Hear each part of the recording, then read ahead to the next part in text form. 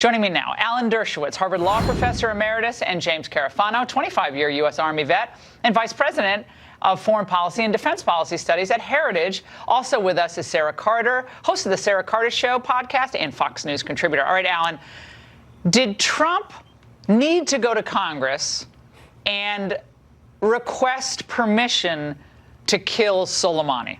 It would have been absurd for a president to go to Congress, which is filled with leaks, and disclose in advance that he was going to conduct a surprise attack on a terrorist who could easily have changed his itinerary. Of course not. Presidents don't need to get approval from Congress for anything other than declaring war. And in this case, this person was the paradigm of somebody who could be targeted for killing under the law. He was a combatant. He was a killer with a past history. He was going to kill other people. We were properly in the country and had permission to defend our troops and our citizens in the country. There could be no clearer case of a president as commander-in-chief having the legal authority to conduct this operation. Now, whether it was the right thing to do, that's for people to debate, and that's for us to look at over the long term. We hope that maybe this is all Iran is going to do in response. But don't confuse or conflate the legal acceptability, which is 100% positive here, with possible disputes over policy or politics. All right, I want to play, just so people know what we're talking about here, for James Carafano. Democrats repeating this mantra about the president acting, both implicitly and explicitly, they said, illegally. Watch. I don't believe the president has authority to go to war in Iraq without congressional. You just heard Secretary Pompeo. He said they do. Well, I don't believe that. No consultation with Congress. That is in violation of the War Powers Act. You're one of the few Democratic lawmakers who's at least been briefed after the fact. After the fact. There is usually a congressional consulting process. It's both constitutionally required. Did they care during Obama droning everyone and their dog? You know, look, Schumer is the master of disinformation. He knows the United States is not seeking to go to war with Iraq. Yeah. So what he's complaining against is not what the U.S. is doing. 2002, AUMF, authorization to use the military force, that's what Bush, Obama, and Trump have operated. It's exactly the same. And even if it wasn't, an American president, when American troops are imminently in danger of attack, has the right to authorize self-defense. Right. Sarah? That's absolutely true. And I mean, when you think about this, Qasem Soleimani, for decades, has been a threat to the world. He ran proxy organizations across the globe in South America. I mean, right next door in Mexico as well. We know his operations against the Israeli state through Hezbollah, through Hamas.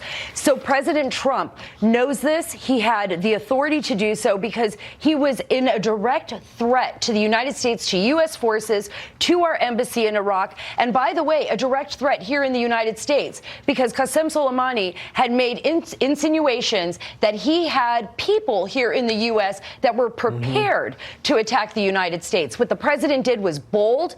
He aggressively went after Iran without causing a war and sent a message to the rest of the world. You are not going to do this to us. We are going to put America first, and we're not going to allow this to happen here. I think you're making a great point, and it's one I hadn't thought of, and I hate that when you think of something before I do.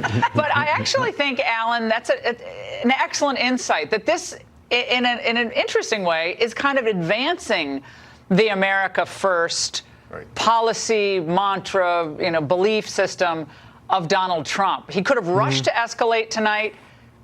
They're waiting to see what really is going on here, and they'll speak to the nation tomorrow. Not bad. Look, the president has the right as the commander-in-chief to make these decisions, whether they're right or wrong. The absurd notion that it's an impeachable offense to make a decision that you disagree with. This was legally authorized more than any single strike conducted by the Obama administration. Much more lawfully authorized than the killing of Osama bin Laden, the drone attacks, the killing of the American who was a propagandist. This was preventive, and this was a militant. This was a terrorist. This was in uniform. Everything that international law requires was satisfied here, and everything that the United States Constitution requires was satisfied here. The previous congressman who was saying the Constitution requires consultation with Congress, where? Show me anything in the Constitution that says that.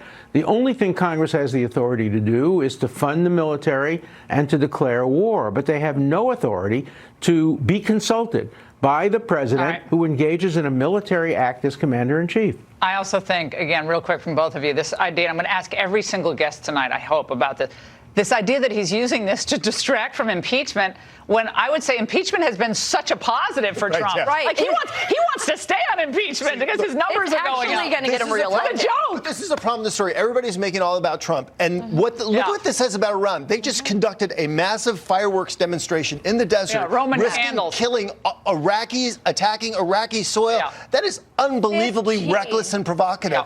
Yeah. And to be talking about the president's conduct when we have the most egregious act that in modern memory, this is incredible. Real quick. 15 ballistic missiles. And let's not forget that Iran was responsible for a lot of soldiers' deaths in Afghanistan and in Iraq. All right, panel, thank you so much. And